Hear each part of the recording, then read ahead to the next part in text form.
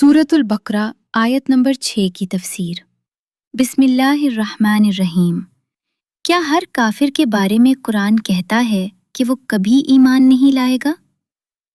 सूरतुल बकरा की आयत नंबर 6 में अल्लाह ताला फरमाते हैं, इन्नल्लज़ीना कफ़रू सवाउन अलैहिम अअंदरतहुम अम लम तुनज़िरहुम ला युमिनून।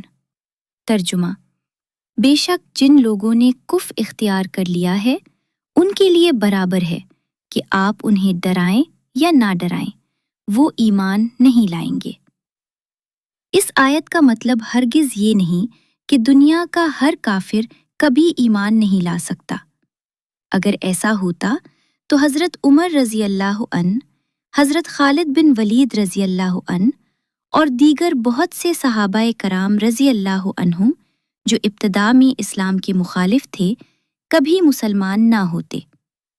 इस आयत में दरअसल उन लोगों का जिक्र है जिन पर हक पूरी तरह वाज़े हो चुका था, लेकिन उन्होंने जिद, तकब्बुर और हठ धर्मी की वजह से जानबूझकर हक को कबूल करने से इनकार कर दिया।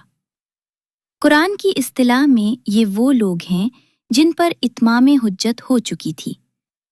अल्लाह के रसूल सल्लल्लाहु अलैहि वसल्लम का काम लोगों तक अल्लाह का पैगाम पहुंचाना और उन्हें आखिरत के अजाब से खबरदार करना था।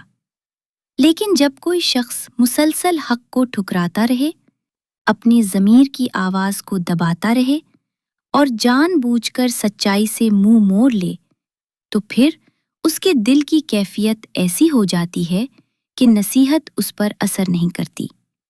इसीलिए अगली आयत में अल्लाह ताला फरमाता है कि उनके दिलों और कानों पर मुहर लगा दी गई।